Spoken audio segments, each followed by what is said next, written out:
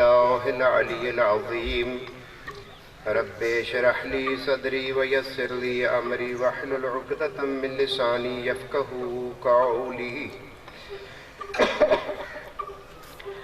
أعوذ بالله من الشيطان اللعين الرجيم بسم الله الرحمن الرحيم الحمد لله رب العالمين بارئ الخلائق أجمعين ثم الصلاة والسلام والتحية والإكرام على أشرف الأنبياء والمرسلين شفيع المذنبين حبيب إله العالمين أبي القاسم محمد اللهم صل على محمد وآل محمد وعلى أهل بيته الطيبين الطاهرين المعصومين الذين أذهب الله عنهم الرجس وطهرهم تطهيرا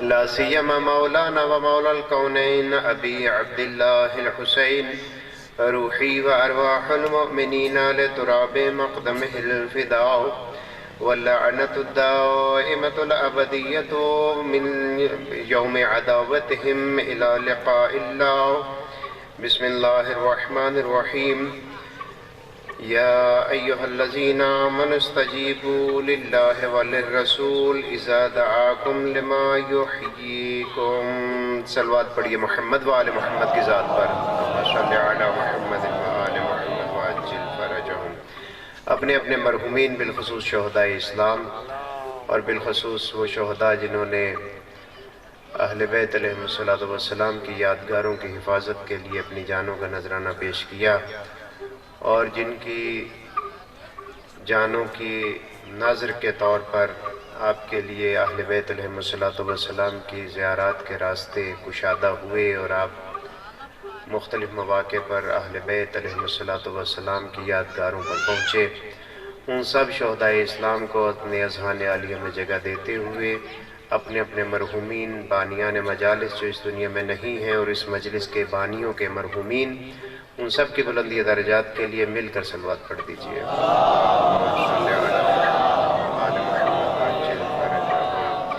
خدا بند متعال جہاں جہاں پر بھی عزاداری بپا ہو چکی ہو رہی ہے ہوتی رہے گی، ان سب کو اپنے حفظ و امان میں رکھے اور پاکستان میں ہمیں اپنے حقوق کا دفاع کرنے، حق کو سیکھنے، اپنانے، پھیلانے کی توفیق عنایت فرمائے اور حقیقی صاحب عزا وارث خون شہداء کربلا حضرت ولی عصر کے ظہور میں تعجیل فرمائے۔ حضرت ولی عصر کے ظہور میں تعجیل کے لیے ایک مرتبہ پھر بلند آواز سے صلوات پڑھ دیجئے۔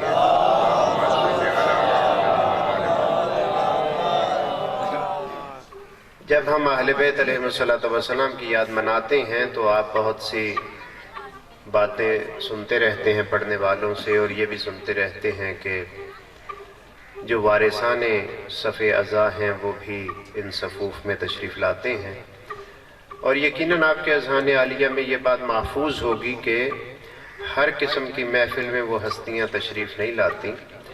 ہستیاں تشریف تب لاتی ہیں جب اس محفل کو اس قابل بنایا جائے کہ ان ہستیوں کی شان کے مطابق ہوں۔ ان میں سے ایک اہم چیز جو گزشتہ سال بھی میں نے گزارش کی تھی، وہ اہم چیز یہ ہے کہ زمانہ بہت ترقی کر چکا ہے، یہ کوئی جہالت کا زمانہ نہیں ہے، علم کا اور علماء دوست افراد کا زمانہ ہے۔ گزشتہ سال بھی آپ سے گزارش کی تھی اور مصائب میں آپ آنسو بھی بہاتے ہیں اہل بیت علیہ السلام کے خواتین کی مظلومیت پر، لیکن فقط ایک کنات یا ایک چادر کے اضافے سے آپ خواتین کے درمیان فاصلہ نہیں کرتے۔ وہ عزاداری نہیں ہے جو اہل بیت علیہ السلام کی خواہش کے مطابق نہ ہو۔ علی علیہ السلام سے اگر محبت کرنی ہے تو علی علیہ السلام کو آپ کا طریقہ پسند نہیں ہے، علی علیہ السلام کو وہ طریقہ پسند ہے جو طریقہ خدا نے علی سے محبت کا قرار دیا ہے۔ رسول گرامی اسلام کو آپ کی مرضی کی اتباع پسند نہیں ہے۔ قرآن مجید نے خود کہا ہے قُلْ إِن كُنْتُمْ تُحِبُّونَ اللَّهَ فَاتَّبِعُونِي، اگر یہ چاہتے ہو تم کہ اللہ تم سے محبت کرے تو تمہیں میری اتباع کرنی ہوگی۔ اسی اللہ نے قرآن مجید میں ہمیں زندگی گزارنے کے کچھ ڈھنگ سکھائے ہیں۔ لہٰذا میری آپ سے گزارش ہے مومنین بھسی کاٹھیا سے کہ آپ بھی اور دیگر جگہ پر بھی خواتین کے لیے زیادہ باعظمت جگہ کا انتخاب کیا کریں۔ یہ خواتین کی عظمت کے خلاف ہے کہ ایک ہی محفل میں آپ بھی تشریف فرما ہوں اور آپ کی محرمات جو ہیں وغیر محرم سب کی سب بھی وہاں پر بیٹھی ہوئی ہوں۔ انشاءاللہ آئندہ آپ کوشش کریں گے سید الشہداء اور جناب سیدہ کو راضی کرنے کی۔ جو افراد اس بات کا قصد کر چکے ہیں وہ ایک دفعہ صلوات پڑھ دیں۔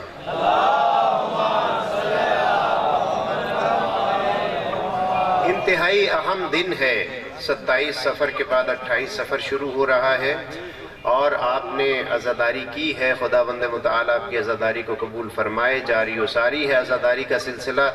آپ کے اذہان عالیہ میں یہ بات محفوظ ہونی چاہیے کہ کل کے دن 2 شہادتیں ہیں، ایک امام مسموم کی شہادت ہے اور دوسری نبی مسموم کی شہادت ہے۔ ایک امام مجتبیٰ کی شہادت ہے اور ایک رسول گرامی اسلام کی بعض روایات کے مطابق شہادت ہے، چونکہ بعض روایات میں ہے کہ نبی گرامی اسلام کو بھی زہر جفا دیا گیا تھا جس کے نتیجے میں رسول اللہ کی رحلت ہوئی تھی۔ تو یہ 2 عظمتیں اور 2 مناسبتیں، 2 اہم چیزیں 28 صفر کو ہیں۔ 29 صفر کو اس ہستی کی شہادت کا دن ہے کہ شاید آپ میں سے زیادہ افراد کو ان کی زیارت کا ضرور شرف حاصل ہوا، جنہیں کہتے تو غریب الغرباء ہیں لیکن وہاں پر عاشقان سب سے زیادہ ہوتے ہیں۔ حضرت امام علی ابن موسیٰ الرضا علیہ السلام، ان معصومین کی مل کر صلوات پڑھ لیجئے۔ تو بس 3 شہادتیں ہیں اور ظاہر ہے کہ مومن کا یہ حق بنتا ہے کہ جس کی شان میں پروگرام منعقد کیا جائے اسی کے متعلق گفتگو کی جائے۔ ہم اہل بیت علیہ السلام کے ماننے والے مولا امیر المؤمنین علیہ السلام سے محبت کا اقرار و اظہار تو کرتے ہیں، لیکن اس اقرار و اظہار میں ہم باقی بہت سے ائمہ کو بھول جاتے ہیں۔ ابھی میں ایک جو اور جگہ بھی عرض کر رہا تھا اور یہی بات ہمارے اہل سنت برادران میں نظر آتی ہے، ان کو رسول اللہ کے بعض پروانے تو نظر آتے ہیں لیکن بہت سے پروانوں کو وہ بھی بھول جاتے ہیں۔ خیر وہ ان سے ہمیں یہ شکوہ ہے کہ وہ رسول اللہ کے سارے پروانوں کو یاد نہیں رکھتے، اور مومنین سے یہ شکوہ ہے کہ جس عطرت کو رسول گرامی اسلام چھوڑ کر گئے تھے اس عطرت میں سے چند کو یاد رکھتے ہیں۔ فضیلتوں کا باب ہو تو مولا امیر المومنین کی بات کرتے ہیں، اس میں کوئی حرج نہیں ہے، یہ عبادت ہے، میں اس کی نفی نہیں کر رہا یا میں اس کو نعوذ باللہ کم نہیں کرنا چاہتا۔ اور شہادت کا تذکرہ ہو تو سید الشہداء کی شہادت کی بات کرتے ہیں، اور اس طرف سے آپ سب یہ عقیدہ رکھتے ہیں کہ جو امام جس زمانے میں بھی ہوتا وہ اسی زمانے کے تقاضوں کے مطابق عمل کرتا۔ یعنی اگر حضرت امام موسیٰ کاظم علیہ السلام 61 ہجری میں ہوتے تو وہی عمل انجام دیتے جو حسین ابن علی علیہ السلام نے کربلا میں انجام دیا۔ کیوں؟ کیونکہ رسول اللہ فرما کر گئے تھے اولنا محمد آخرنا محمد کلنا محمد۔ اگر رسول اللہ بھی 61 ہجری میں ہوتے تو رسول اللہ بھی وہی کام کرتے جو حسین ابن علی نے کیا۔ لہٰذا ایک مومن ہونے کی بھاری ذمہ داری، جب آپ مومن بنتے ہیں تو یہ اعزاز ہے نا۔ آپ سینہ تان کر کہتے ہیں کہ ہم محبان اہل بیت علیہ السلام ہیں۔ یہ کیوں سینہ تانتے ہیں آپ؟ اس لیے کہ آپ دعویدار ہیں محبت سے ان ہستیوں سے کہ جن ہستیوں کی محبت کا حکم خداوند متعال نے ہم پر واجب کہتے ہوئے قرار دیا ہے، تو فخر کی بات ہے۔ لیکن اگر آپ کو یہ فخر حاصل ہے اور آپ کو نہ پتا ہو کہ 9ویں امام کی کیا حیثیت تھی اس کائنات میں، حضرت امام محمد تقی جواد علیہ السلام، 10ویں امام کی کیا حیثیت تھی، 8ویں امام کی کیا اہمیت تھی، 5ویں امام کی کیا اہمیت تھی، یا 6ٹھے امام کو صرف ہم نظر و نیاز کے لیے مخصوص کر دیں اور ان کی عظمتوں کو بھول جائیں، تو یہ بات مولا امیر المومنین کو پسند نہیں ہے۔ یہ سب کے سب ایک ہی تسبیح کے دانے ہیں۔ ایک جیسی عظمت ہے. لہذا آپ کو یاد رکھنا چاہیے کہ جیسے ہم مولا امیر المؤمنین علیہ السلام کا نام لیتے ہیں اور نام لینا واجب ہے، چونکہ آج بھی مولا امیر المؤمنین کی ذات گرامی مظلوم ذات ہے. آج بھی آپ دیکھتے ہیں کہ رسول اللہ نے جو یہ فرما دیا تھا کہ مومن اور منافق کی پہچان کیا ہے، آج بھی آپ کو 14 صدیاں گزرنے کے بعد آشکار نظر آتی ہے. اسی کا نتیجہ ہے بغض امیر المؤمنین میں وہ لوگ نعرے لگاتے ہیں، ایک خناس و شجر خبیثہ کے شاہکار شخص کو اپنا امیر مانتے ہیں، جیسے کراچی میں ہوا. یزید کے متعلق نعرے لگائے گئے. کس لیے لگائے گئے؟ یہ بغض امیر المومنین میں لگائے گئے. کیوں؟ کیونکہ کربلا میں جتنے بھی قاتل تھے اور حضرت سید الشہداء نے انہیں پوچھا کہ مجھے کیوں قتل کرنے کے لیے آئے ہو، ایک ہی جواب ہوتا تھا، بغضاً لأبیک، ہم آپ کے بابا کے بغض میں آئے ہیں. آپ کے بابا نے ہمارے دادا کو مارا، ہمارے چچا کو مارا، ہمارے باپ کو مارا، ہمارے پھوپھی زاد بھائی کو مارا، ہمارے خالو کو، ہمارے ماموں کو. مولا امیر المومنین کی تلوار سے بھی تو کوئی مشرک بچا نہیں تھا. جس گھر میں بھی کفر و شرک تھا وہاں پر مولا کائنات کی تلوار کا اثر تھا. اسی وجہ سے کربلا میں جتنے بھی موجود تھے انہیں کوئی نہ کوئی زخم لگ چکا تھا، اور وہ عصبیت جاہلیت کے تحت اس زخم کو بھولنے کے لیے تیار نہ تھے. لہذا یاد رکھنا چاہیے. تو بس سب سے پہلے نبی گرامی اسلام کے متعلق قرآن مجید نے کیا فرمایا؟ نبی گرامی اسلام کے بارے میں قرآن مجید نے، ایک دفعہ صلوات پڑھ لیجئے.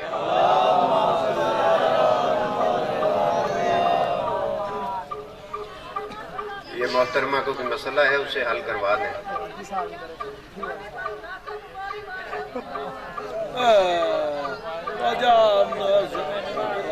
لیکن اسی لیے میں نے کہا تھا علیحدہ رکھا کریں. اب تو آپ کنٹرول بھی نہیں کر سکتے. کنٹرول رسول اللہ سے نہیں ہوتی تھی، آپ کیا چیز ہے. صلوات پڑھ دیجئے ایک دفعہ. خود قرآن کہتا ہے، خود قرآن کہتا ہے، میں نہیں کہتا. ایک مرتبہ پھر صلوات پڑھ لیجئے محمد والے محمد کے ذات. میں نے آپ کی خدمت میں ایک آیت صرف پڑھی، اس کو ذرا توجہ سے صرف اس کا ترجمہ سنیے گا. وقت کم ہے، مولانا صاحب نے بھی تشریف لانا ہے، وہ بھی خطاب فرمائیں گے اور ان کے لیے بھی ظاہر ٹائم چاہیے. میں نے آپ کی خدمت میں عرض کیا کہ قرآن آپ کو مخاطب کر رہا ہے. بسم اللہ الرحمن الرحیم. یا ایھا الذین آمنوا، اے صاحبان ایمان، استجیبو. استجیبو کا سادہ سا مطلب یہ ہے کہ جواب دینے کے لیے اپنے آپ کو بالکل تیار رکھنا. یعنی اگر آپ کو کوئی پکارے تو آپ ایک دم سے اس کو جواب دے دیں. ذرا توقف نہیں کرنا، ذرا سوچنا نہیں ہے، ذرا یہ بہانہ نہیں کرنا کہ میں فلاں کام کر لوں. استجیبو، اے صاحبان ایمان، اپنے آپ کو جواب دینے کے لیے اور آگے بڑھ کے جواب دینے کے لیے اپنے آپ کو تیار رکھو. ایک دفعہ پھر صلوات پڑھ دیجئے. اس کا مطلب یہ ہے کہ اگر کوئی خاتون اپنے گھر سے نکلے تو وہ رسول اللہ کے ذکر پر بھی حاوی ہو سکتی ہے. صلوات پڑھ دیں ایک دفعہ. قرآن مجید کہتا ہے، میں نہیں کہتا. قرآن مجید کہتا ہے فَخَانَتَاهُمَا. اس محترمہ کی میں بات نہیں کر رہا، میں خاتون کی بات کر رہا ہوں. قرآن کہتا ہے کہ نبی کی بیویوں نے نبیوں سے خیانت کی. اس کا مطلب یہ کہ قرآن مجید نے ہمیں یہ بتایا ضروری نہیں ہے کہ نبی کی بیوی نبی شوہر سے خیانت نہ کرے. قرآن مجید ہے. لوط اور نوح کی بیویوں نے اپنے شوہر جو کہ نبی تھے ان کے ساتھ خیانت کی. یہ قرآن کے الفاظ ہیں. قرآن نے ہمیں بتایا کہ زوجہ نبی کی بھی ہو جائے تو ضروری نہیں ہے کہ وہ ہدایت پا جائے. تو میں عرض یہ کر رہا تھا، قرآن نے کہا یا ایھا الذین آمنوا استجیبوا، اے صاحبان ایمان اپنے آپ کو آگے بڑھ کر صد در صد آمادہ رکھو جواب دینے کے لیے. یہاں تک کسے جواب دینا ہے؟ للہ وللرسول. کسے جواب دینا ہے؟ اللہ کو اور اللہ کے رسول کو. ساتھ ساتھ آپ چلیے گا، میں نے کوئی قصیدہ دوڑا تو پڑھنا نہیں ہے کہ آپ نعرہ حیدری لگائیں یا آپ کے آنسو نکل آئیں. میں نے تو سادہ سا درس سنانا ہے. ٹھیک ہے؟ اپنے آپ کو بالکل تیار رکھو، 100% تیار رکھو. جیسے آپ کی کوئی قیمتی چیز پڑی ہو نا، اچانک بارش آ جاتی ہے، بادل گرجتا ہے، آپ بھاگ کر جاتے ہیں اس چیز کی حفاظت کے لیے. استجیبو، جواب دینے کے لیے اپنے آپ کو تیار رکھو. کسے جواب کسے دینا ہے؟ اللہ کو اور اللہ کے رسول کو. کب؟ اذا دعاکم، قرآن مجید کھول کر دیکھ لیجیے گا. اذا دعاکم، جب وہ تمہیں پکارے. کون پکارے؟ نہیں، قرآن مجید کہہ رہا ہے اذا دعاکم، جب اللہ کا رسول تمہیں پکارے. پہلے میں نے کیا کہا؟ اگر آپ توجہ کریں گے تو پھر آپ کو لطافت اس آیت کی نظر آئے گی، پتہ چلے گا. اے صاحبان ایمان، اپنے آپ کو تیار رکھو، آمادہ رکھو، بالکل تیار رکھو. میرے پاس اردو زبان میں لفظ نہیں ہے کہ استجیبو کا صحیح ترجمہ کر سکیں. مکمل طور پر اپنے آپ کو تیار رکھو. کس کے لیے؟ للہ وللرسول، اللہ اور اللہ کے رسول کو جواب دینے کے لیے. کب؟ اذا دعاکم، جب تمہیں اللہ کا رسول پکارے. آپ نے جواب کسے دینا ہے؟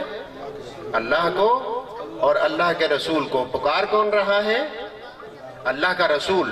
تو خداوند متعال نے ایک تو یہ بتلایا کہ جب اللہ کا رسول تمہیں پکارے تو سمجھو کہ میں اللہ بھی پکار رہا ہوں اور میرا حبیب بھی پکار رہا ہے.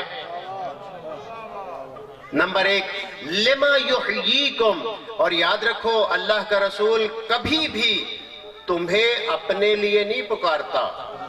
لما یحییکم، وہ جب بھی پکارتا ہے تمہاری دائمی حیات کا راز اس پکار میں مضمر ہوتا ہے. اگر دائمی زندہ رہنے چاہتے ہو، لما یحییکم، کیوں؟ اس لیے کہ تم دائمی زندگی تب پا سکتے ہو جب اللہ اور اللہ کے رسول کی پکار پر لبیک کہو. اب قرآن مجید نے دوسری جگہ کہا، یہاں واضح ہو گیا کہ اللہ کا رسول جب بھی پکارے گا تم نے لبیک کہنا ہے، میں نے لبیک کہنا ہے. اور اللہ اس لبیک کو اپنے لیے بھی لبیک شمار کر رہا ہے، اپنے رسول کے لیے بھی شمار کر رہا ہے. پھر آگے چل کے کہا اپنے رسول کے بارے میں کہ میرا رسول جب بھی تمہیں پکارتا ہے، جب بھی تمہیں بلاتا ہے، الی ربہ، اپنے رب کی طرف بلاتا ہے اور اپنے رب کے حکم سے بلاتا ہے. میں نے آیت چھوڑ دی تاکہ زیادہ مطلب آپ کی خدمت میں عرض کر سکوں. اللہ کا رسول جب بھی تمہیں بلاتا ہے اپنے رب کی طرف بلاتا ہے اور اپنے رب کے حکم سے بلاتا ہے. یعنی یہ ثابت ہو گیا اس دوسری آیت میں کہ اللہ کا رسول جب بھی بلاتا ہے اپنے رب کے لیے بلاتا ہے اور جب بھی بلاتا ہے اللہ کی اجازت سے بلاتا ہے. ٹھیک ہو گیا. آگے چل کے پھر فرمایا، اے صاحبان ایمان، اگر تم چاہتے ہو کہ اللہ تم سے محبت کرے، فاتبعونی، میری اتباع کرو. 3 چیزیں ہو گئیں. اللہ کا رسول پکارے تو آپ نے دونوں کو جواب دینا ہے، اللہ کو بھی اللہ کے رسول کو بھی، تب دائمی زندگی پا سکو گے. اللہ کا رسول جب بھی دعوت دیتا ہے اللہ کی طرف دیتا ہے اور اللہ کے حکم سے دیتا ہے. اگر تم چاہتے ہو، تیسرا مطلب، اگر تم چاہتے ہو کہ اللہ تم سے محبت کرے، ہم سب چاہتے ہیں کہ اللہ ہم سے محبت کرے، اگر تم چاہتے ہو کہ اللہ تم سے محبت کرے، فاتبعونی، میری اتباع کرو. اب نبی کرامی اسلام کی زندگی میں آ جائیں. اگر نبی کرامی اسلام فرمائیں فاطمہ تو بضعۃ منی، فاطمہ میرا ٹکڑا ہے، اس کا مطلب یہ ہوا کہ اللہ کے رسول نے یہ فکرہ کہہ کر اللہ کی طرف پکارا ہے، اللہ کے حکم سے پکارا گیا. اگر اللہ کا رسول فرمائے حسین منی وانا منہ، اس کا مطلب یہ ہے کہ حسین منی یعنی اللہ کی طرف بلایا جا رہا ہے اور اللہ کے حکم سے بلایا جا رہا ہے. اور اگر حبیب فرما دے الحسن والحسین سیدہ شباب اہل الجنہ، حسن اور حسین جوانان جنت کے سردار ہیں، تو اس کا مطلب یہ ہے کہ اللہ کی طرف بلا رہا ہے، اللہ کے حکم سے بلا رہا ہے. اب اگر حسنین کو مانو گے، سیدہ کو رسول اللہ کا ٹکڑا مانو گے، لما یحییکم، تب ہمیشہ کی زندگی پا سکو گے. یہ قرآن ہے، یہ کوئی ذاکری نہیں ہے، یہ کوئی خطابت نہیں ہے، یہ قرآن مجید کی آیات ہیں. قرآن مجید نے واضح طور پر کہا کہ اللہ کا رسول اللہ کی طرف پکارتا ہے اور اللہ کا رسول پکار کس کی طرف رہا ہے؟ قل لا اسألکم علیہ اجرا الا المودۃ فی القربى. میرا کوئی اجر رسالت نہیں ہو سکتا. اگر کوئی اجر رسالت ہوتا ہے تو وہ مجھ اہل بیت کی، میرے اہل بیت سے محبت و مودت ہے. میں آپ کی خدمت میں آتا ہوں، لاہور سے میں چلتا ہوں، آپ کی خدمت میں آتا ہوں، تو رسم دنیا، میں مثال کے لیے کہہ رہا ہوں، آپ مجھے آنے جانے کا کچھ ہدیہ پیش کرتے ہیں جو رسم دنیا ہے. اسے کہا جاتا ہے مزد، اسے کہا جاتا ہے آجر. جیسے اب بھی بہت سے علاقوں میں یہ رسم ہے کہ اگر پڑھنے والا اچھا پڑھے تو ٹیبل کے اوپر کوئی شخص 50 رکھتا ہے، کوئی 100 رکھتا ہے، کوئی 500 رکھتا ہے. یہ کیا ہوتا ہے؟ یہ اجر ہوتا ہے، اجر خطابت. اب مکہ والے، مدینہ والے بار بار رسول اللہ کے پاس آتے ہیں، آپ نے بہت کام کیا، آپ نے اللہ کو پہچنوایا ہمیں، ہم کچھ دینا چاہتے ہیں. وہ مال و متاع دینا چاہتے تھے. اللہ کا رسول تو اللہ کے حکم کے بغیر کچھ مانگتا نہیں ہے. اب اللہ نے فرما دیا کہ اے میرے حبیب، اب یہ جو بار بار کہتے ہیں نا، اب ذرا انہیں آزمائی لیا جائے، اب ذرا انہیں آزما لیا جائے. یہ ہمارے ساتھ بھی ہونا ہے. ہم جو مولا امیر المومنین کے نعرے لگاتے ہیں نا، تو پھر جب امام علیہ السلام نے تشریف لانی ہے نا، تو پھر ہم اگر الا المودۃ فی القربا کی منزل پر فائز ہوئے تو پھر تو امام وقت پر پہنچنے میں کوئی دیر نہیں لگنی. لیکن اگر فقط محبت ہوئی، مودت نہ ہوئی، پھر ہم کہیں گے پہلے سے اپنی بھوئیں چاہ لئیے تو پھر جاواں گے امام دی مدد آستے. پھر آپ اپنی بھوئیں اٹھاتے رہیں گے، حضرت تک نہیں پہنچ سکتے. صلوات پڑھ لیجئے ایک دفعہ محمد والے محمد کے ساتھ. صلی اللہ علیہ محمد. اے میرے حبیب، یہ جو بار بار آتے ہیں، اب ذرا ان کا امتحان بھی لے لیا جائے. ان سے کہہ دو اجر رسالت یہ ہے کہ فقط میرے قربہ سے مودت کرو. مودت یعنی دل سے محبت کرنا. یہ نبی گرامی اسلام فرما کر گئے، امت کو ہر چیز بتلا کر گئے. لیکن آپ دیکھتے ہیں کہ رسول اللہ کی رحلت کے ساتھ ہی ہوا کیا. حتیٰ رسول اللہ کی رحلت نہیں ہوئی تھی تو کل کا جو دن گزرا، انہی دنوں میں رسول اللہ مریض تھے، بیمار تھے ظاہری طور پر. رسول گرامی اسلام نے کل کے دن قلم اور کاغذ مانگا کہ مجھے کرتاس و قلم دیا جائے. اب دلچسپ بات یہ ہے کہ بعض پروانوں کے ماننے والے یہ کہتے ہیں کہ اللہ کے رسول کو لکھنا اور پڑھنا نہیں آتا تھا. اللہ کے رسول نے کیا کہا؟ کاغذ اور قلم دے دیں. وہاں پر ایک جو بلڈ پریشر کے مریض موجود تھے، انہوں نے یہ اعتراض نہیں کیا کہ آپ کو تو لکھنا اور پڑھنا نہیں آتا. انہوں نے کہا لا یحجر نعوذ باللہ. انہوں نے آیات کلام اللہ کی مخالفت کی. قرآن کہہ رہا تھا ما خاب البصر. اے میرے حبیب، آپ کی آنکھیں کبھی دھوکہ نہیں کھا سکتی. ما ینطق عن الہوی ان ہوا الا وحی یوحی. اے میرے حبیب، آپ جب پکارتے ہیں تو اللہ کے حکم سے بلاتے ہیں. یہ جو کاغذ اور قلم مانگا گیا تھا، یہ وحی خداوند متعال کے تابع مانگا گیا تھا، اپنی خواہش سے نہیں مانگا تھا. ما قذف الفؤاد ما رآ. اے میرے حبیب، آپ کا دل اسی چیز کی گواہی دیتا ہے جو آپ کی آنکھیں دیکھتی ہیں. آپ نے اپنی آنکھوں سے دیکھا تھا کہ جبرائیل آیا تھا اور جبرائیل نے کہا تھا کہ کاغذ اور قلم پر لکھ دیجئے نجات کا پروانہ.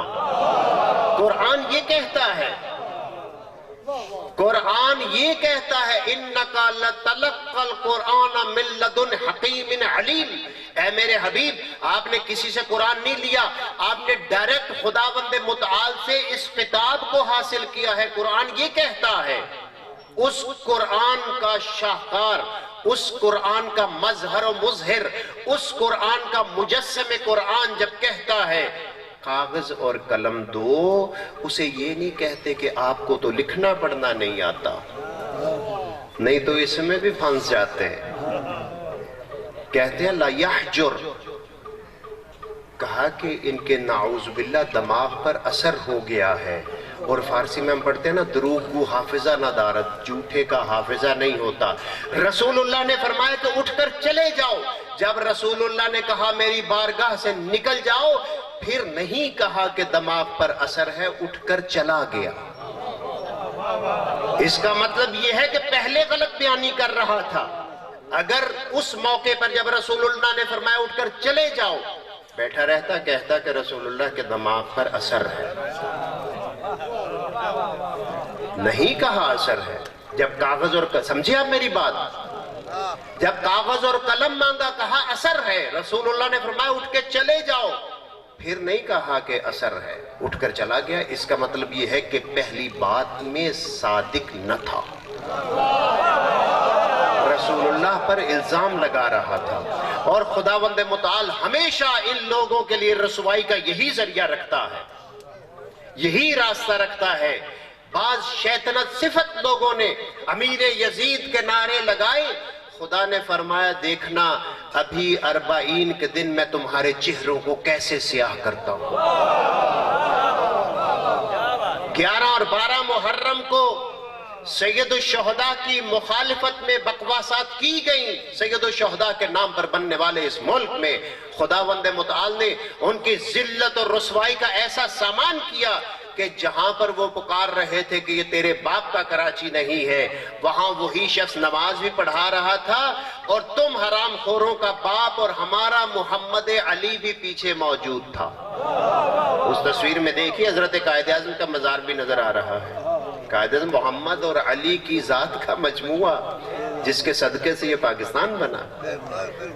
اگر بیٹا آنکھ ہو جائے اسے باپ کے گھر میں رہنے کا کوئی حق حاصل نہیں ہوتا۔ یہ سب کے سب آنکھ ہیں، انہیں پاکستان میں رہنے کا کوئی حق نہیں ہے۔ اور پھر آنکھ کے سیدت فاطمۃ الزہرا ہے، آنکھ رسول اللہ ہے، انہیں اس دنیا میں رہنے کا کوئی حق حاصل نہیں ہے، اس کائنات میں نہیں رہ سکتے۔ ایک شخص آیا تھا امام معصوم کی خدمت میں، کہا کہ مولا گناہ کرنے کو بڑا دل چاہتا ہے۔ فرمایا کہ ٹھیک ہے کرو، خدا کی ملکیت سے نکل جاؤ۔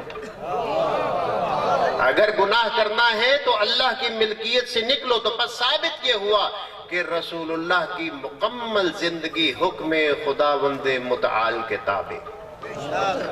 اس رسول نے فرمایا لو کان العقل رجل کان حسنا، اگر یہ خداوند متعال کی مصلحت ہوتی کہ عقل کو، عقل آپ سمجھتے ہیں نا جس کے ذریعے سے آپ کو سمجھدار سمجھا جاتا ہے، لو کان العقل رجل کان حسنا، اگر خداوند متعال یہ چاہتا کہ عقل کو کسی مجسمے کی صورت میں پیش کرے تو میرے بیٹے حسن کی صورت میں پیش کرتا۔ یہ رسول اللہ جب فرما کر گئے تو رسول اللہ تا قیام قیامت مہر لگا کر گئے، حسن کا بیٹھنا بھی میرا بیٹھنا ہوگا، حسن کا کھڑا ہونا بھی میرا کھڑا ہونا ہوگا۔ حسن کے مقابلے پر اگر کوئی آئے گا تو وہ مجھ رسول اللہ کے مقابلے پر آئے گا، مجھ رسول اللہ کے مقابلے پر آئے گا۔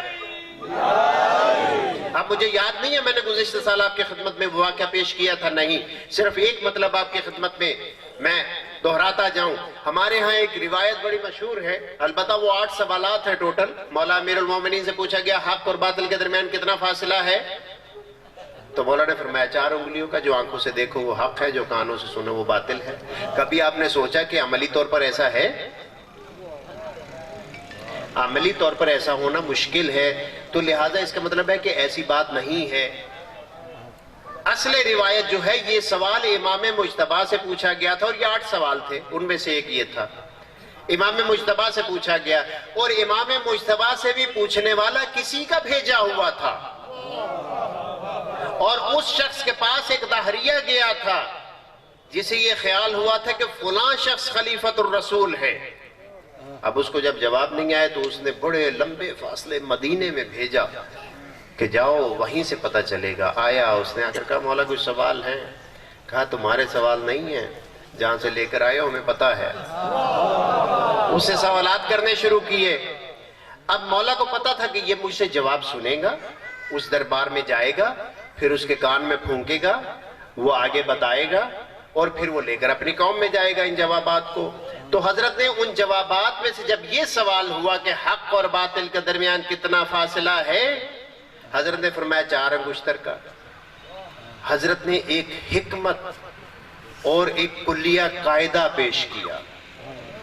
حضرت نے فرمایا آنکھ سے جو نظر آئے وہ حق ہے، کان سے جو سنو وہ باطل ہے۔ حضرت فرما رہے تھے رسول اللہ کی سیرت و صورت و کردار کو ہم نے آنکھوں سے دیکھا ہے، ہم جو کہتے ہیں وہ حق ہے، جو وہاں پر بیٹھا ہوئے اس نے صرف رسول اللہ کی باتوں کو کان سے سنا ہے، وہ مجسمہ باطل ہے۔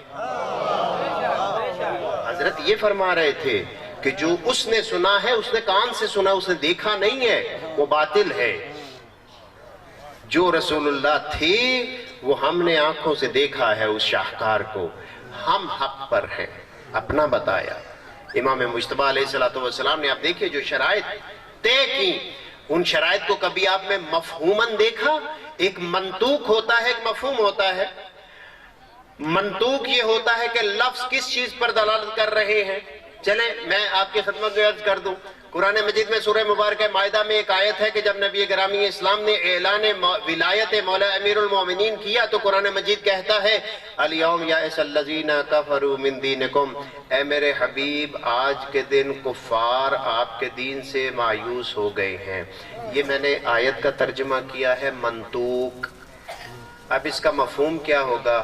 مفہوم یہ ہوگا اے میرے حبیب آج کے دن جو لوگ بھی علی علیہ السلام کی خلافت کے اعلان سے مایوس ہوئے ہیں وہی کافر ہیں۔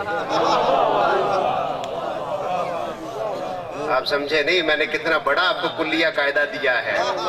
یہ رسول اللہ کلیہ قاعدہ دے کر گئے تھے، الحق مع علی وعلی مع الحق۔ اب یہاں پر جھگڑا ہو جاتا ہے نا دو بندوں کا، مومنین کا بھی جھگڑا ہو جائے گا، وہ کہے گا میں حق پر ہوں، وہ کہے گا میں حق پر ہوں، وہ کہے گا میرے ساتھ اللہ ہے، وہ کہے گا میرے ساتھ اللہ ہے، اب فیصلہ کیسے ہو؟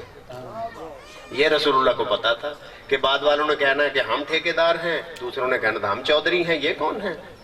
یہ تو چھوٹے ہیں عمر میں بھی۔ لہٰذا نبی گرامی اسلام نے یہاں تک نہیں فرمایا بلکہ فرمایا اللہم ادر الحق حیث ما دار علی، اے اللہ حق کو بھی اسی طرف پھیر دے جس طرف علی تشریف لے جائے۔ کیا فرمایا؟ کیا فرمایا؟ آپ سمجھیے رسول اللہ کیا فرما رہے ہیں۔ رسول اللہ یہ نہیں فرما رہے کہ حق ایک میزان ہوگا اور اگر علی اس پر آ جائے تو وہ حق شمار ہوں گے، نہیں، رسول اللہ فرما رہے ہیں کہ علی میزان ہے، اس کے اوپر جو چیز بھی آئے گی اس کے ساتھ جو چیز بھی ہوگی وہی حق ہوگی۔ گویا کہ حق کو حق ثابت کرنے کے لیے علی کا محتاج ہونا پڑے گا، علی کو ماننا پڑے گا، جو علی کو نہیں مانے گا وہ سب کچھ ہو سکتا ہے، وہ حق نہیں ہو سکتا۔ اللہم ادر الحق حیث ما دار علی، اے اللہ حق کو اسی طرف پھیر جس طرف علی جائیں۔ یہ نہیں فرمایا کہ علی کو اس طرف پھیرنا جس طرف حق جائے، حق کو علی کا محتاج قرار دیا۔ لہٰذا جب امام مجتبیٰ علیہ السلام سید الشہداء علیہ السلام روز عید الفطر مسجد نبوی میں داخل ہوتے ہیں تو اس وقت رسول گرامی اسلام کیا کر رہے تھے؟ خطبہ عید الفطر دے رہے تھے۔ خطبہ کیا ہے؟ خطبہ عبادت ہے، اللہ کی عبادت کر رہے تھے۔ اب جو الجھا قدم مبارک سید الشہداء اپنی قمیض کے ساتھ، اور یہ بھی کوئی حکمت تھی خداوند متعال کی، جیسے ہی الجھا رسول اللہ نے خطبے کو روک دیا۔ اب مجھے بتائیے خطبہ کیا تھا؟ میں دوبارہ پوچھ رہا ہوں، خطبہ کیا تھا؟ اللہ کی عبادت۔ اب جو اللہ کے رسول نے روک دیا وہ کیا تھا؟ اگر جرأت ہے تو کہیں کہ اللہ کے ذکر کو روک دیا، اگر جرأت ہے تو کہیں کہ اللہ کی عبادت کو روک دیا۔ نہیں، ایسا ہو نہیں سکتا، بلکہ رسول گرامی اسلام نے انداز عبادت کو تبدیل کیا۔ پہلے زبان کے ذریعے سے عبادت کر رہے تھے، جیسے ہی قدم الجھا زبان سے عبادت کو ہاتھوں کی طرف لے آئے اور لوگوں کو بتایا کہ میرے حسین کو سنبھالو اور اسے مجھ تک پہنچاؤ، عبادت۔ لہذا رسول اللہ زبان سے بولے وہ بھی عبادت، حسنین شریفین کو کاندھوں پر بٹھائیں وہ بھی عبادت، اور اگر کوئی شخص آپ کے ساتھ مذاق کرنے کی کوشش کرے اور حسنین شریفین کو کاندھوں پر بیٹھا ہوا دیکھ کر کہتے ہوئے یہ کہے ان سے کہ سواری کتنی اچھی ہے تو رسول اللہ اس کی اصلاح کروائیں۔ وہ خبردار سواری کی بات نہ کرو، سواروں کی بات کرو، یہ کہو کہ سوار کتنے اچھے ہیں۔ یعنی حسنین شریفین وہ ہستیاں ہیں کہ جنہیں رسول اللہ اپنے کاندھوں پر بٹھا کر فخر محسوس کرتے ہیں، اللہ کی ذات کو پشت مبارک رسول اللہ پر سید الشہداء کا بیٹھنا اتنا پسند ہے کہ اللہ کے رسول کو حکم ہوتا ہے میرے حبیب اب ہلنا نہیں ہے، ذکر کو جاری رکھیے، حسین اتریں گے تو آپ نے اٹھنا ہے۔ اللہ اکبر، کتنی بڑی عظمت ہے۔ امام مجتبیٰ بھی اس کے شاہکار۔ امام مجتبیٰ نے ان شرائط میں سے ایک شرط رکھی، کہا کہ آئندہ کسی بھی مسجد سے میرے بابا کو ناگوار نہیں کہا جائے گا، اور مخالف نے مانا۔ اس کا کیا مطلب ہوا؟ اس کا مطلب یہ ہوا کہ مسجدوں کے ممبروں سے مولا امیر المؤمنین کو نازیبہ الفاظ کہے جاتے تھے، اگر نہ کہے جاتے ہوتے تو وہ کہتا ہم تو نہیں کہتے، سامنے دستخط کرنے والا یہ کہتا ہم تو کچھ نہیں کہتے، حالانکہ وہ شخص خود اس بات کا گواہ تھا کہ اللہ کے رسول فرما کر گئے تھے، اور ابو سعید خدری نے سب کے لیے آسانی کر دی تھی۔ وہ فرمایا کرتے تھے کہ رسول اللہ کے زمانے میں بھی اور رسول اللہ کے زمانے کے بعد بھی جب ہم نے کسی مومن یا منافق کو پہچاننا ہوتا تھا، ہمیں شناخت نہیں ہوتی تھی، ہم دیکھنا چاہتے تھے یہ مومن ہے یا منافق، تو ہم علی علیہ السلام کا ذکر چھیڑ دیتے تھے،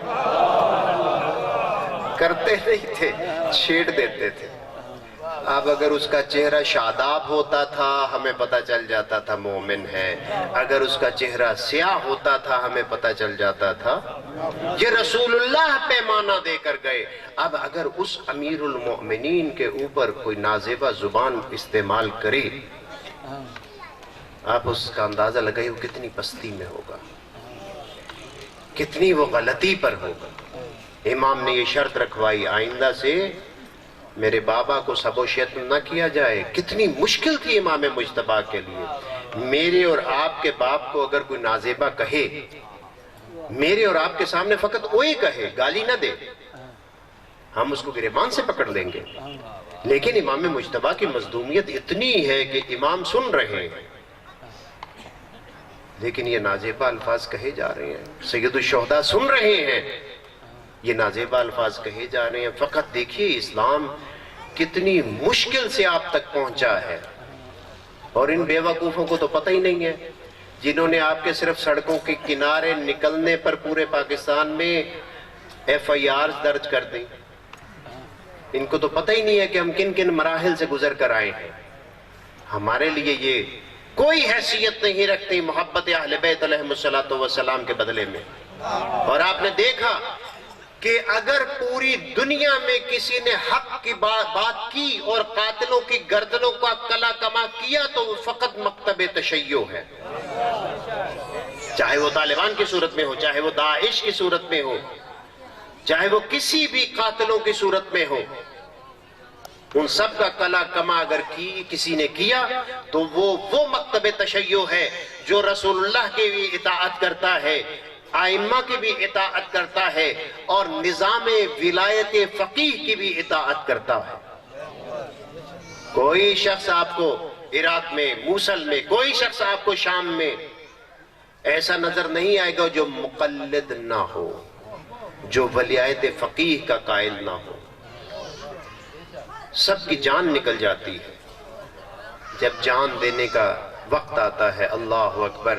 ابھی 3 دن پہلے خان یونس ایک علاقہ ہے، وہاں سے شہداء کی لاشیں ملی ہیں، ایک لاش البتہ ابھی باقی ہے، کیا ان کا استقبال کیا گیا ہے، اور انسان برداشت نہیں کر سکتا۔ ان کی ویڈیوز موجود ہیں جو انہوں نے کہا تھا کہ ہم جا رہے ہیں خان یونس جناب زینب سلام اللہ علیہ کے مرکز مطہر کی حفاظت کے لیے، اگر ہمیں شہادت ملی اور ہماری خواہش ہے کہ ہمیں شہادت ملے، ہماری شہادت کے بعد ہماری ان ویڈیوز کو عام کرنا۔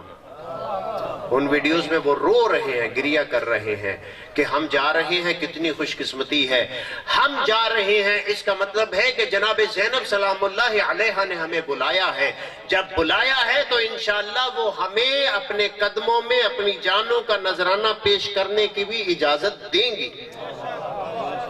جانے والے اپنی جان سپرد کر کے گئے تھے۔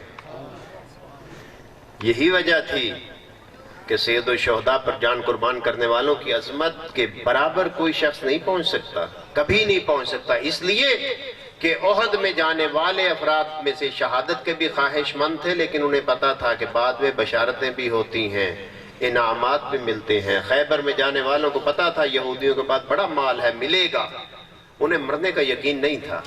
کربلا جو جا رہے تھے، من کانا بازلا مہجتہ سید الشہداء مدینہ سے نکلتے ہوئے فرما رہے تھے جو شخص اللہ سے ملاقات کا خواہش مند ہے وہ ہمارے ساتھ آ جائے۔ کسی کو مجبور نہیں کیا۔ حضرت جانتے تھے کہ ہر کسی کی ظرفیت نہیں ہے، کسی کو مجبور نہیں کیا، لیکن زہیر ابن کین کو بلایا، کسی کو مجبور نہیں کیا۔ دیکھ رہے تھے کہ حر کے ظرف میں یہ چیز موجود ہے، حر نے لجام کو روکا۔ سید الشہداء آئمہ کی بد دعا بھی رحمت ہوتی ہے۔ میں نے کیا عرض کیا؟ آئمہ کی بد دعا بھی رحمت ہوتی ہے اگر بد دعا لینے والا سمجھے۔ لجام کو پکڑا، حضرت نے فرمایا سقلت کا امک، تیری ماں تیرے غم میں روئے۔ یہ بڑی گالی تھی عربی زبان میں بہادر شخص کو، کانپ کے رہ گیا تھا، اور کہا کہ میں آپ کو نہیں کہہ سکتا، آپ کی ماں فاطمہ الزہرا۔ مولانا اختر عباس صاحب قبلہ فرمایا کرتے تھے یہ جو حور سب سے پہلے پہنچا اس کی وجہ یہ تھی کہ اس نے سیدہ کا احترام کیا تھا۔ اس سے آپ اندازہ لگائیے جنہوں نے سیدہ کو دربار میں آنے پر مجبور کیا تھا وہ کہاں جائیں گے۔ رسول گرامی اسلام نے اپنی ایک حدیث میں فرمایا مَثَلُ اہل بیت کا مَثَلِ سفینۃ نوح، میرے اہل بیت کی مثال سفینہ نوح جیسی ہے۔ پھر فرمایا نحن سفن النجات، ہم سب کے سب نجات کی کشتیاں ہیں۔ وَلَكِنَّ سَفِينَةَ الْحُسَيْنِ أَوْسَى وَأَسْرَى، لیکن میرے فرزند حسین کا سفینہ وسیع بھی ہے، حر جیسے بھی اس میں آ جاتے ہیں، وَأَسْرَى، اور اتنا تیز ہے کہ حر کو سب سے پہلے جنت میں پہنچا دیتا۔ وَلَكِنَّ سَفِينَةَ الْحُسَيْنِ أَوْسَى وَأَسْرَى، میرے حسین کا سفینہ وسیع بھی ہے اور تیز بھی ہے۔ حسین منی وَأَنَا مِنْهُ۔ سید الشہداء نے کربلا میں تمام سنن انبیاء کو وہاں پر بیان کیا۔ سید الشہداء پر جتنے بھی ظلم ہوئے وہ تمام انبیاء پر پہلے ہو چکے تھے۔ اگر آپ کی پیشانی پر پتھر لگا تو نوح کی پیشانی پر بھی لگا تھا۔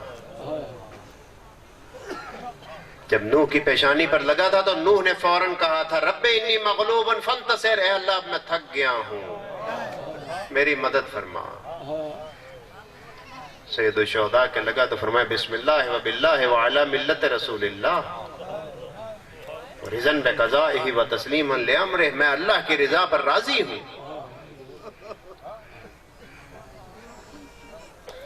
ایک ایران کے خطیب شہیر فرما رہے تھے کہ سید الشہداء نے وہ جہاد کیا کہ آسمان پر فرشتے بھی انگشت پہ دنداں تھے کہ آیا زمین پر کوئی شخصیت ایسے بھی جہاد کر سکتی ہے۔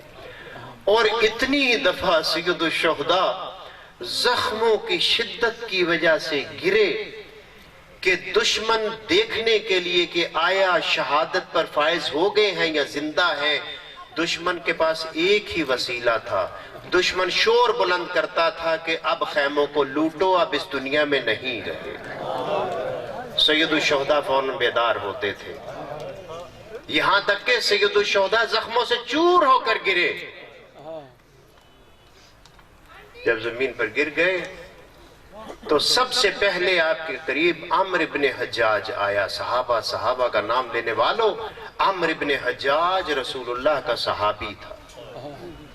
اور عمرو بن حجاج جب کوفہ سے روانہ ہوا تھا تو اس نے یہ نظر مانگی تھی، آپ نظر مانگتے ہیں، اس نے بھی یہ نظر مانگی تھی کہ اگر میں حسین ابن علی کو قتل کرنے میں کامیاب ہو گیا تو اللہ کے شکر کے طور پر میں مسجد تعمیر کرواؤں گا، اور اس نے کوفے میں مسجد آ کر بنوائی۔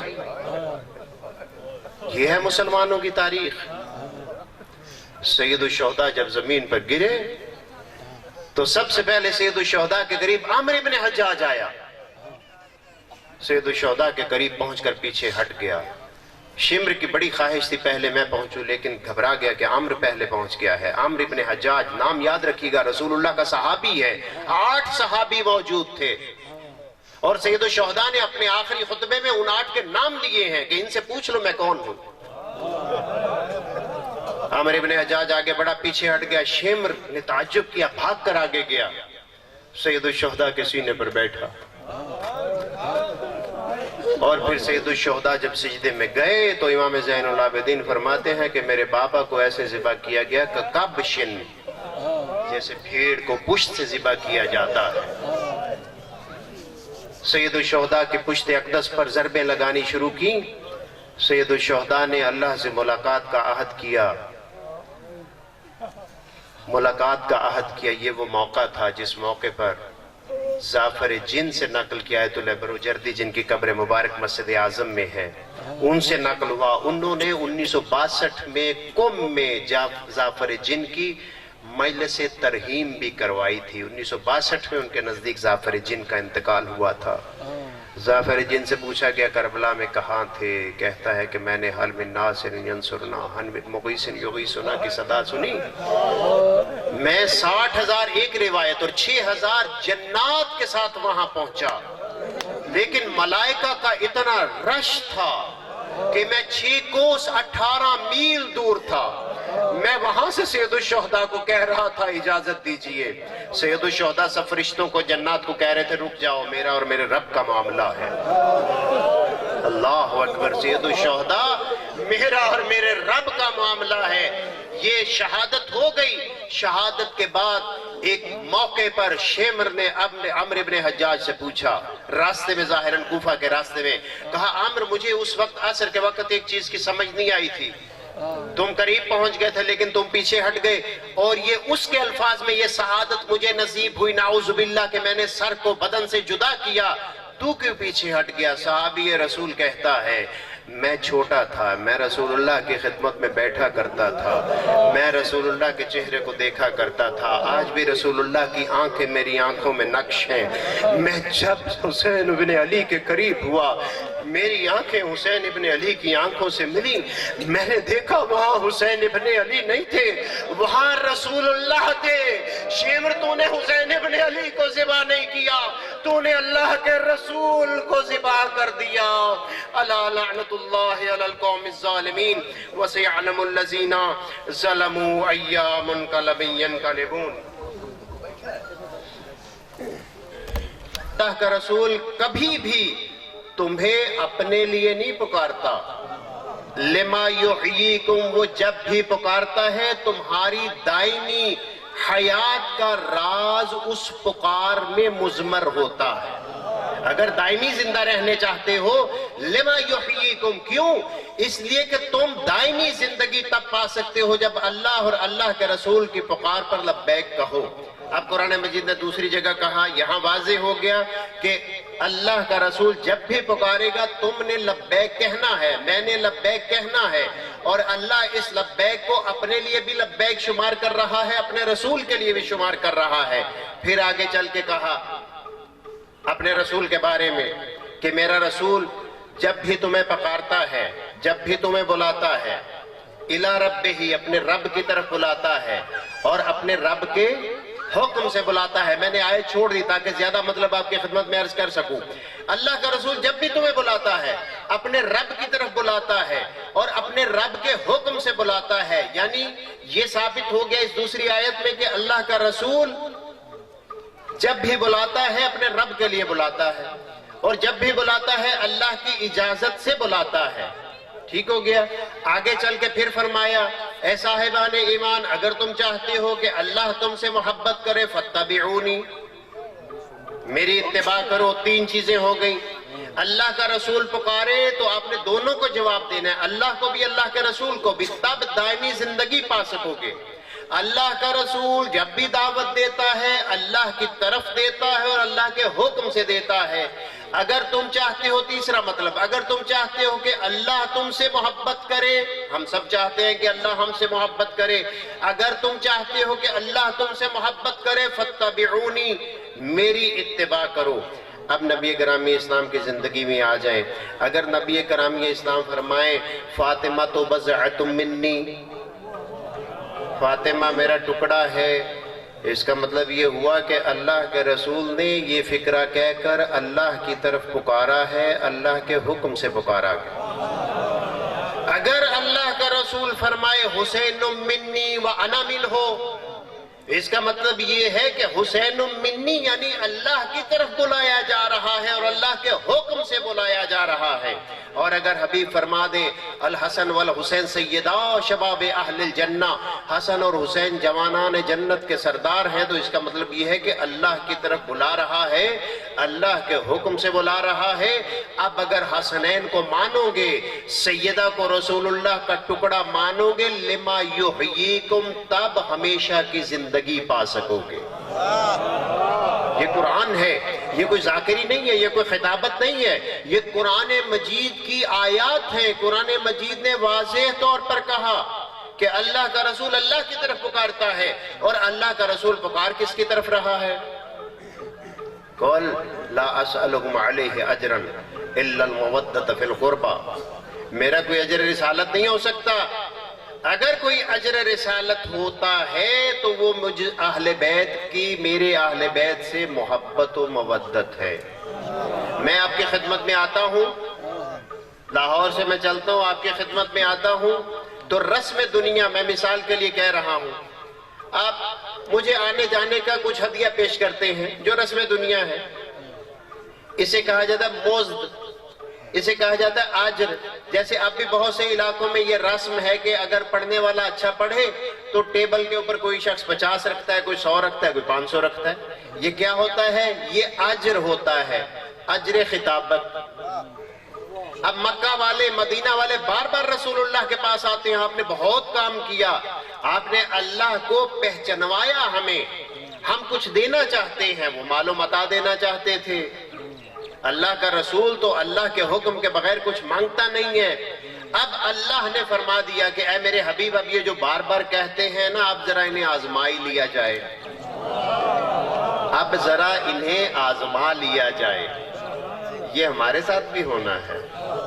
ہم جب مولا امیر المومنین کے نعرے لگاتے ہیں نا، تو پھر جب امام علیہ السلام نے تشریف لانی ہے نا، تو پھر ہم اگر الا المودۃ فی القربى کی منزل پر فائز ہوئے تو پھر تو امام وقت پر پہنچنے میں کوئی دیر نہیں لگنی.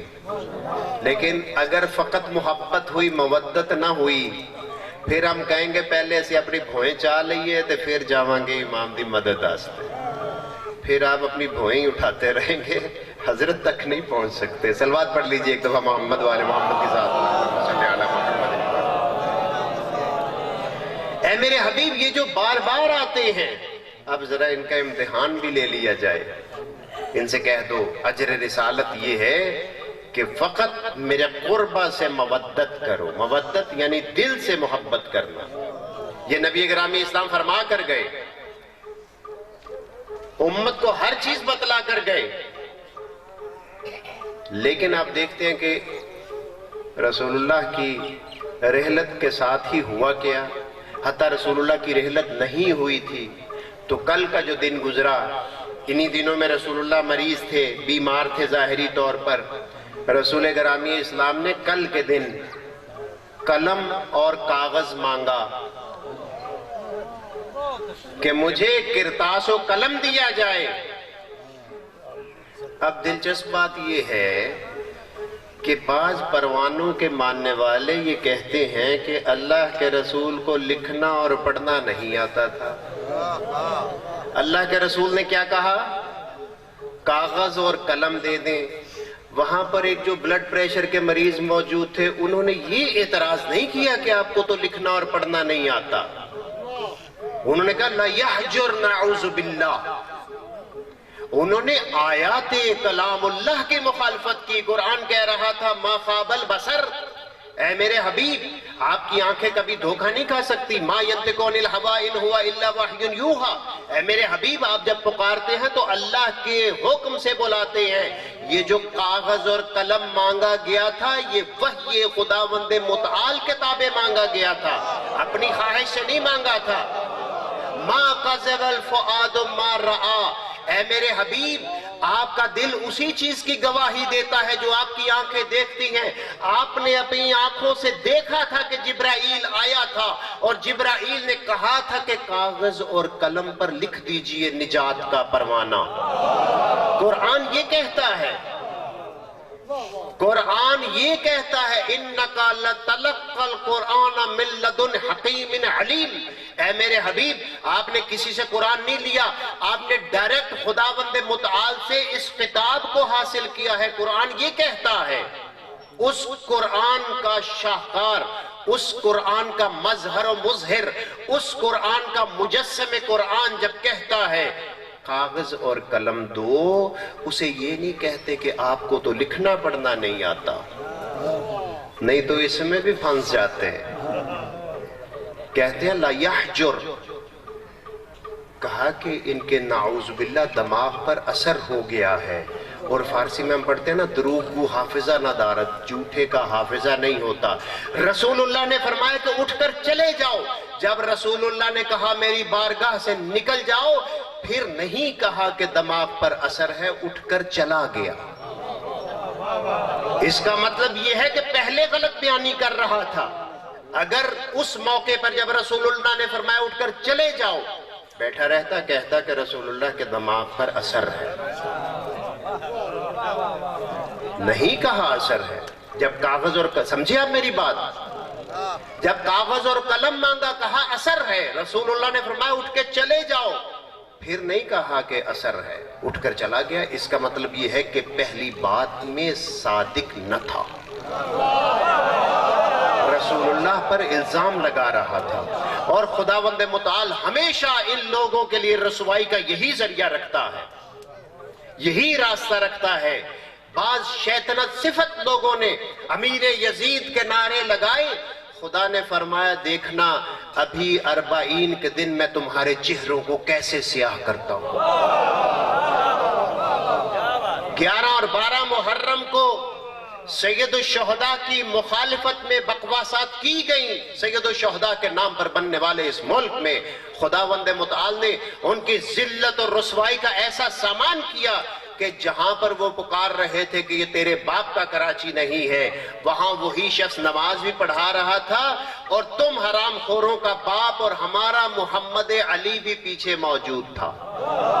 اس تصویر میں دیکھیے حضرت قائد اعظم کا مزار بھی نظر آ رہا ہے، قائد اعظم محمد اور علی کی ذات کا مجموعہ جس کے صدقے سے یہ پاکستان بنا۔ اگر بیٹا آنکھ ہو جائے اسے باپ کے گھر میں رہنے کا کوئی حق حاصل نہیں ہوتا، یہ سب کے سب آنکھ ہیں، انہیں پاکستان میں رہنے کا کوئی حق نہیں ہے۔ اور پھر آنکھ کے سیدت فاطمۃ الزہرا ہے، آنکھ رسول اللہ ہے، انہیں اس دنیا میں رہنے کا کوئی حق حاصل نہیں ہے، اس کائنات میں نہیں رہ سکتے۔ ایک شخص آیا تھا امام معصوم کی خدمت میں، کہا کہ مولا گناہ کرنے کو بڑا دل چاہتا ہے، فرمایا کہ ٹھیک ہے کرو، خدا کی ملکیت سے نکل جاؤ، اگر گناہ کرنا ہے تو اللہ کی ملکیت سے نکلو۔ تو پس ثابت یہ ہوا کہ رسول اللہ کی مکمل زندگی حکم خداوند متعال کے تابع۔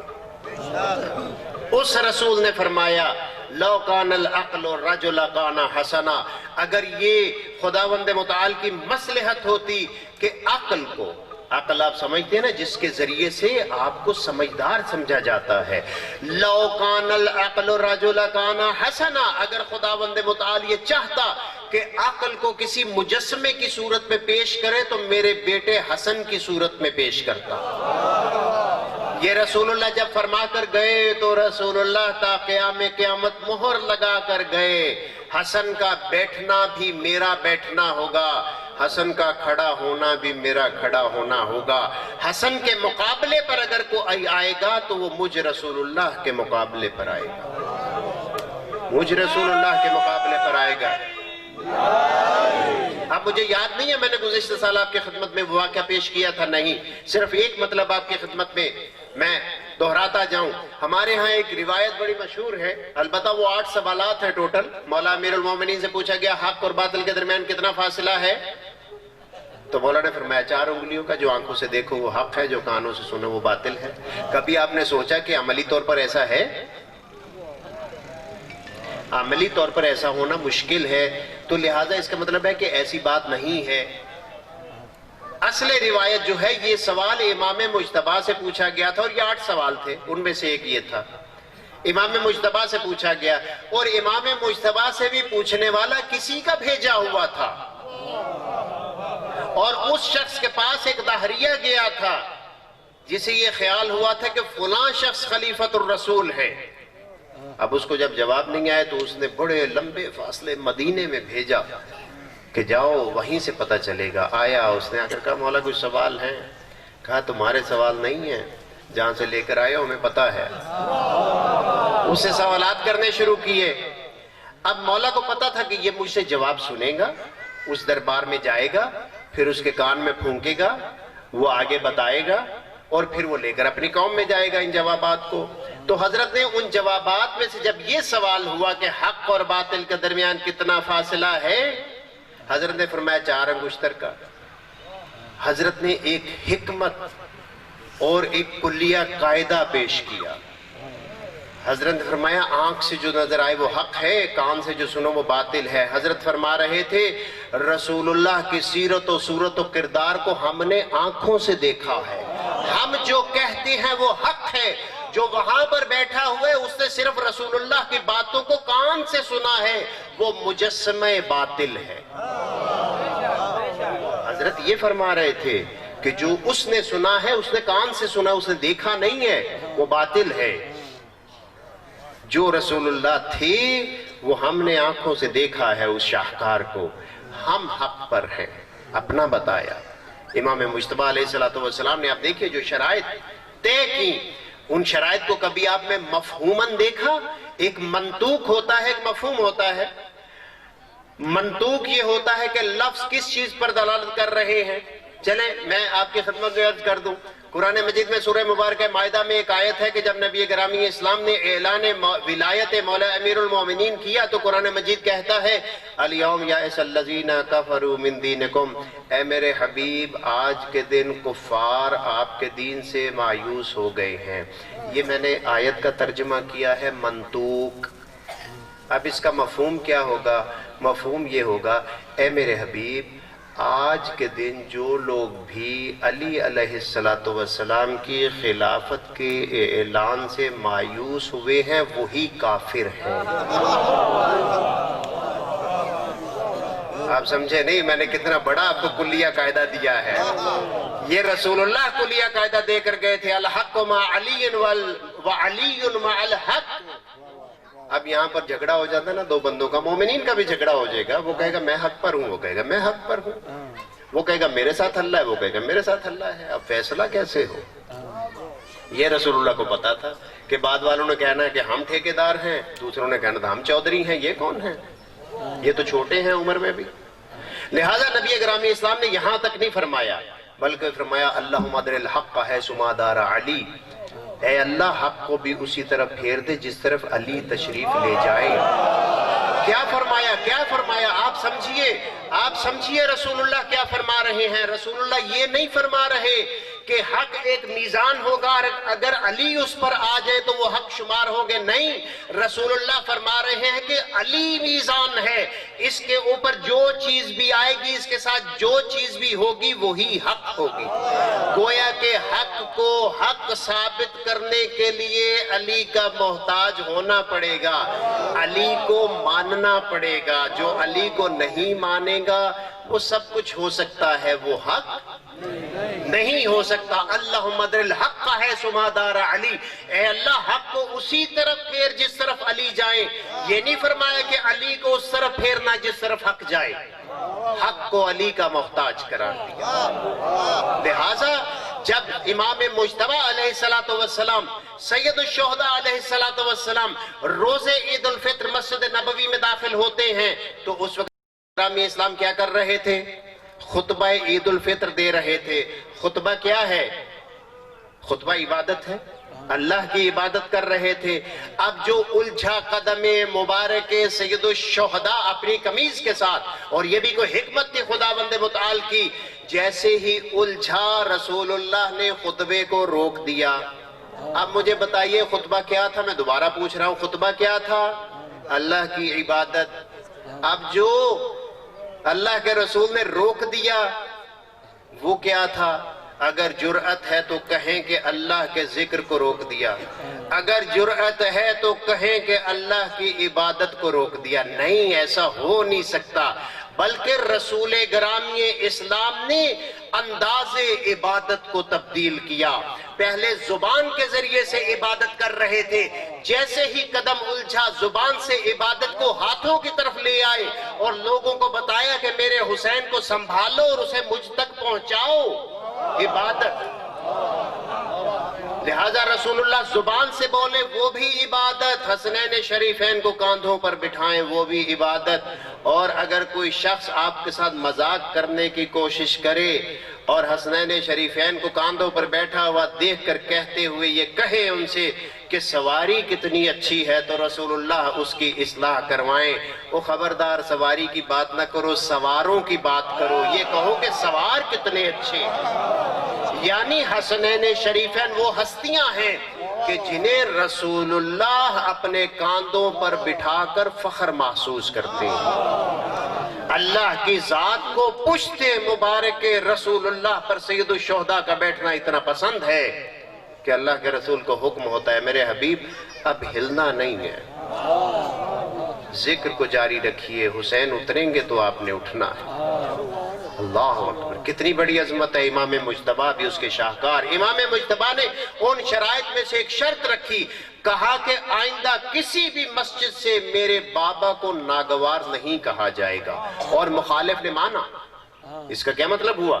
اس کا مطلب یہ ہوا کہ مسجدوں کے ممبروں سے مولا امیر المؤمنین کو نازیبہ الفاظ کہے جاتے تھے۔ اگر نہ کہے جاتے ہوتے تو وہ کہتا ہم تو نہیں کہتے، سامنے دستخط کرنے والا یہ کہتا ہم تو کچھ نہیں کہتے، حالانکہ وہ شخص خود اس بات کا گواہ تھا کہ اللہ کے رسول فرما کر گئے تھے، اور ابو سعید خدری نے سب کے لیے آسانی کر دی تھی۔ وہ فرمایا کرتے تھے کہ رسول اللہ کے زمانے میں بھی اور رسول اللہ کے زمانے کے بعد بھی جب ہم نے کسی مومن یا منافق کو پہچاننا ہوتا تھا، ہمیں شناخت نہیں ہوتی تھی، ہم دیکھنا چاہتے تھے یہ مومن ہے یا منافق، تو ہم علی علیہ السلام کا ذکر چھیڑ دیتے تھے، کرتے نہیں تھے، چھیڑ دیتے تھے۔ اب اگر اس کا چہرہ شاداب ہوتا تھا ہمیں پتہ چل جاتا تھا مومن ہے، اگر اس کا چہرہ سیاہ ہوتا تھا ہمیں پتہ چل جاتا تھا یہ رسول اللہ پیمانہ دے کر گئے۔ اب اگر اس امیر المؤمنین کے اوپر کوئی نازیبہ زبان استعمال کرے، آپ اس کا اندازہ لگائے وہ کتنی پستی میں ہوگا، کتنی وہ غلطی پر ہوگا۔ امام نے یہ شرط رکھوائی آئندہ سے میرے بابا کو سب و شتم نہ کیا جائے۔ کتنی مشکل تھی امام مجتبیٰ کے لیے۔ میرے اور آپ کے باپ کو اگر کوئی نازیبہ کہے، میرے اور آپ کے سامنے فقط وہی کہے، گالی نہ دے، ہم اس کو گریبان سے پکڑ لیں گے، لیکن امام مجتبیٰ کی مظلومیت اتنی ہے کہ امام سن رہے ہیں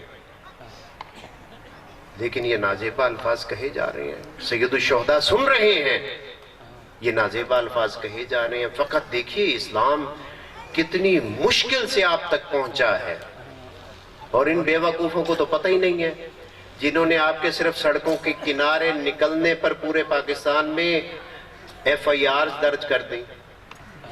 ان کو تو پتہ ہی نہیں ہے کہ ہم کن کن مراحل سے گزر کر آئے ہیں۔ ہمارے لیے یہ کوئی حیثیت نہیں رکھتی محبت اہل بیت علیہ السلام کے بدلے میں۔ اور آپ نے دیکھا کہ اگر پوری دنیا میں کسی نے حق کی بات کی اور قاتلوں کی گردنوں کا کلا کما کیا تو وہ فقط مکتب تشیع ہے، چاہے وہ طالبان کی صورت میں ہو، چاہے وہ داعش کی صورت میں ہو، چاہے وہ کسی بھی قاتلوں کی صورت میں ہو، ان سب کا کلا کما اگر کسی نے کیا تو وہ مکتب تشیع ہے جو رسول اللہ کی بھی اطاعت کرتا ہے، آئمہ کی بھی اطاعت کرتا ہے، اور نظام ولایت فقیہ کی بھی اطاعت کرتا ہے۔ کوئی شخص آپ کو عراق میں، موصل میں، کوئی شخص آپ کو شام میں ایسا نظر نہیں آئے گا جو مقلد نہ ہو، جو ولایت فقیہ کا قائل نہ ہو۔ سب کی جان نکل جاتی ہے، جب جان دینے کا وقت آتا ہے، اللہ اکبر. ابھی 3 دن پہلے خان یونس ایک علاقہ ہے، وہاں سے شہداء کی لاشیں ملی ہیں، ایک لاش البتہ ابھی باقی ہے. کیا ان کا استقبال کیا گیا ہے، اور انسان برداشت نہیں کر سکتا. ان کی ویڈیوز موجود ہیں جو انہوں نے کہا تھا کہ ہم جا رہے ہیں خان یونس جناب زینب سلام اللہ علیہا کے مرکز مطہر کی حفاظت کے لیے. اگر ہمیں شہادت ملی، اور ہماری خواہش ہے کہ ہمیں شہادت ملے، ہماری شہادت کے بعد ہماری ان ویڈیوز کو عام کرنا. ان ویڈیوز میں وہ رو رہے ہیں، گریہ کر رہے ہیں کہ ہم جا رہے ہیں، کتنی خوش قسمتی ہے، ہم جا رہے ہیں. اس کا مطلب ہے کہ جناب زینب سلام اللہ علیہا نے ہمیں بلایا ہے. جب بلایا ہے تو انشاءاللہ وہ ہمیں اپنے قدموں میں اپنی جانوں کا نذرانہ پیش کرنے کی بھی اجازت دیں گی. جانے والے اپنی جان سپرد کر کے گئے تھے. یہی وجہ تھی کہ سید الشہداء پر جان قربان کرنے والوں کی عظمت کے برابر کوئی شخص نہیں پہنچ سکتا، کبھی نہیں پہنچ سکتا. اس لیے کہ احد میں جانے والے افراد میں سے شہادت کے بھی خواہش مند تھے، لیکن انہیں پتا تھا کہ بعد میں بشارتیں بھی ہوتی ہیں، انعامات بھی ملتے ہیں. خیبر میں جانے والوں کو پتا تھا یہودیوں کے بعد بڑا مال ہے، ملے گا. انہیں مرنے کا یقین نہیں تھا. کربلا جو جا رہے تھے، من کانا بازلا مہجتہ سید الشہداء مدینہ سے نکلتے ہوئے فرما رہے تھے، جو شخص اللہ سے ملاقات کا خواہش مند ہے وہ ہمارے ساتھ آ جائے. کسی کو مجبور نہیں کیا. حضرت جانتے تھے کہ ہر کسی کی ظرفیت نہیں ہے، کسی کو مجبور نہیں کیا. لیکن زہیر ابن کین کو بلایا، کسی کو مجبور نہیں کیا. دیکھ رہے تھے کہ حر کے ظرف میں یہ چیز موجود ہے. حر نے لجام کو روکا. سید الشہداء آئمہ کی بد دعا بھی رحمت ہوتی ہے. میں نے کیا عرض کیا؟ آئمہ کی بد دعا بھی رحمت ہوتی ہے اگر بد دعا لینے والا سمجھے. لجام کو پکڑا، حضرت نے فرمایا سقلت کا امک، تیری ماں تیرے غم میں روئے. یہ بڑی گالی تھی عربی زبان میں بہادر شخص کو. کانپ کے رہ گیا تھا. اور کہا کہ میں آپ کو نہیں کہہ سکتا، آپ کی ماں فاطمہ الزہرا. مولانا اختر عباس صاحب قبلہ فرمایا کرتے تھے، یہ جو حور سب سے پہلے پہنچا، اس کی وجہ یہ تھی کہ اس نے سیدہ کا احترام کیا تھا. اس سے آپ اندازہ لگائیے جنہوں نے سیدہ کو دربار میں آنے پر مجبور کیا تھا وہ کہاں جائیں گے. رسول گرامی اسلام نے اپنی ایک حدیث میں فرمایا مَثَلُ اہل بیت کا مَثَلِ سفینۃ نوح، میرے اہل بیت کی مثال سفینہ نوح جیسی ہے. پھر فرمایا نحن سفن النجات، ہم سب کے سب نجات کی کشتیاں ہیں. وَلَكِنَّ سفینۃ الحسین اوسع واسرع، لیکن میرے فرزند حسین کا سفینہ وسیع بھی ہے، حر جیسے بھی اس میں آ جاتے ہیں، واسرع، اور اتنا تیز ہے کہ حر کو سب سے پہلے جنت میں پہنچا دیتا. وَلَكِنَّ سفینۃ الحسین اوسع واسرع، میرے حسین کا سفینہ وسیع بھی ہے اور تیز بھی ہے. حسین منی وانا منہ. سید الشہداء نے کربلا میں تمام سنن انبیاء کو وہاں پر بیان کیا.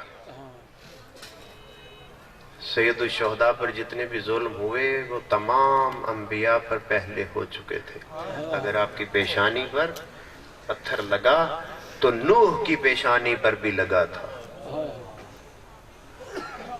جب نوح کی پیشانی پر لگا تھا تو نوح نے فوراً کہا تھا رب انی مغلوب فانتصر، اے اللہ میں تھک گیا ہوں، میری مدد فرما. سید الشہداء کے لگا تو فرمایا بسم اللہ و باللہ وعلی ملت رسول اللہ رضن بقضائہ و تسلیما لامرہ، میں اللہ کی رضا پر راضی ہوں.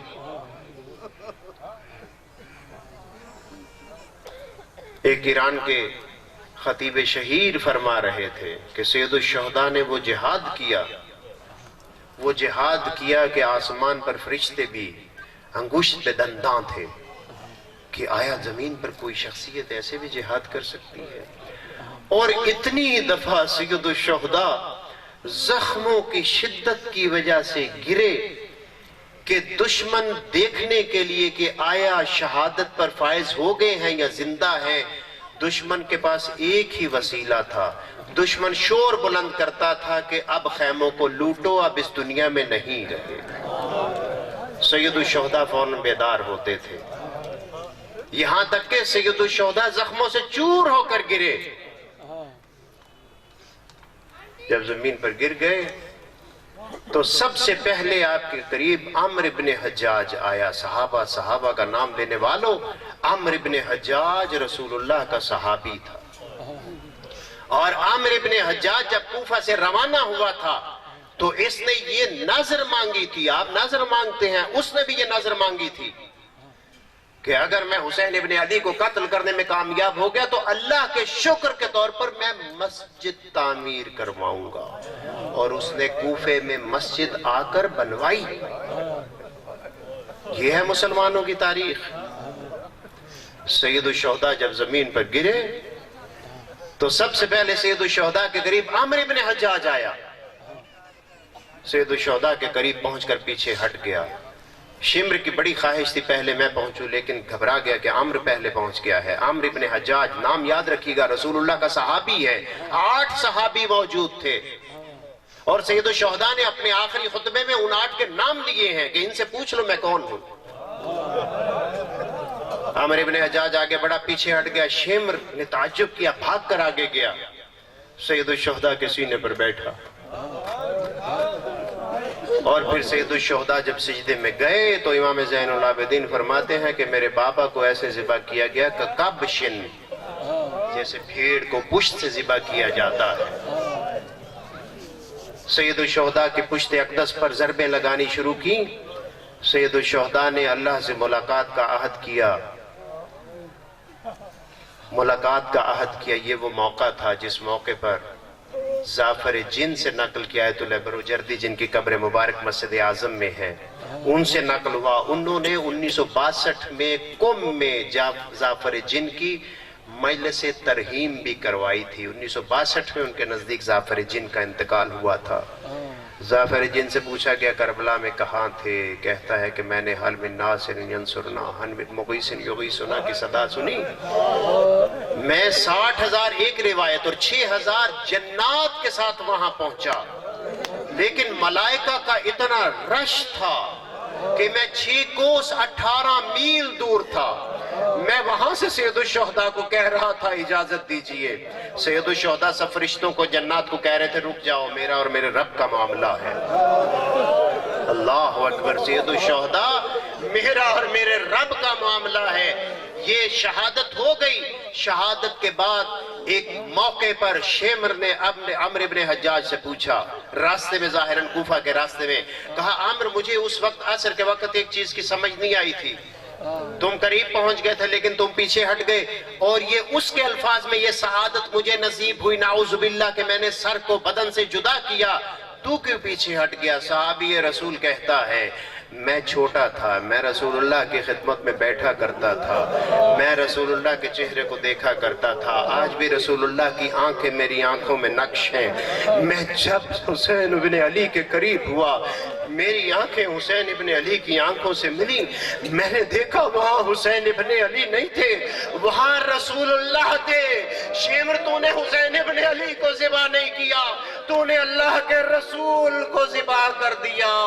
الا لعنت اللہ علی القوم الظالمین وسيعلم الذين ظلموا أيّ منقلب ينقلبون.